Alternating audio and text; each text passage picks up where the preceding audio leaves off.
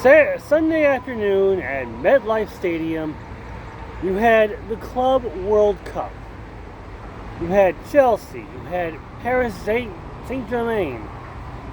And the game ended 3-0 in favor of Chelsea, thus winning the Club World Cup.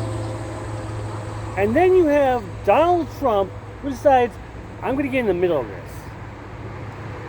Yeah, that's not a joke here. But as he and FIFA President Gianni Infantino, I think that's his name, I'm sorry if I mispronounced it, hand Chelsea the trophy, which has got to be one of the toughest trophies ever made. Trump just decides, I'm going to stand in the middle of it. And you have Gina, you have other players going like, dude, get out of the shot. And he's like, as they just throw the trophy up, how they always celebrate it, like in the World Cup. This is an embarrassment. Trump is in the middle of a team he has no affinity with, no affiliation. I just said that twice, I don't know why. But regardless, Trump was there to glorify himself. Keep in mind that next year you have the FIFA World Cup taking place in the three countries in North America: Mexico, Canada, and the United States. Could you just imagine if him doing that to a team like, say, Senegal became the World Cup champions, or Japan, or South Africa, or Brazil, and he does that?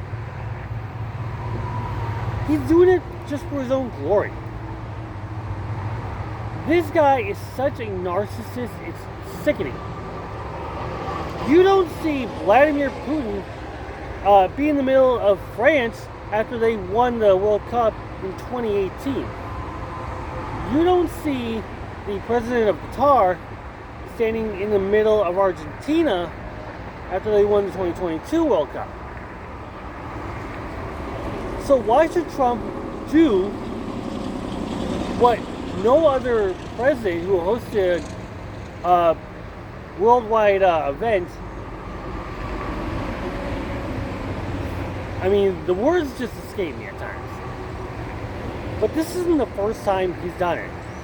He's been at a UFC event where he has tried to be the center of attention for no reason. He's done it at the Kennedy Center during the broad show of Les Miserables, and yet he decides, I'm involved in this, so hi. Trump is only doing this for himself. And he's probably distracting himself after the debacle, the debacle, quote unquote, of the Jeffrey Epstein filings, in which he's covering up for something that we don't know. And Republicans are going like, we don't want anything to do with it. So that's been all dropped. Which leaves me in wondering, what is going on that he's trying to hide? What else is there that he's doing? Sure, the ICE invasions, they have been a disaster. His response to Texas is flash floodings, they've been a disaster. People are going to go like, well, what about Biden? What about Biden? Dude, it's almost been 6 months since he's been out of office. Biden's no longer relevant. Prices have gone up at grocery stores, which says the problem's burning down. Gas prices are up.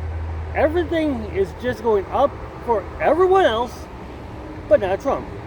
And that's because he wants to cash on everyone's problems. And how else do you do that? Tariffs. He's going like, I'm going to tear up the countries, when in fact the tariffs are on us. Right?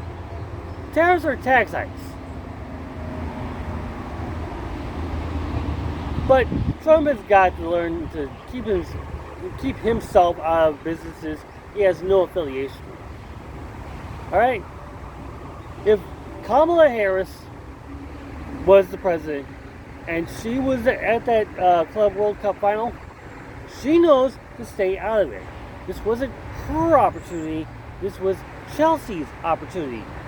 This was the football club's opportunity. And I know I'm speaking of whataboutisms, but at the same time, everyone else is. So why can't I? Because I'm not a conspiracy theorist. That's why. And besides, Trump, if you have any affiliation with any of the teams, acknowledge it. Say that I was responsible for them. Maybe then you can get in, but not now. Alright, English Premier League does not mean American Premier League.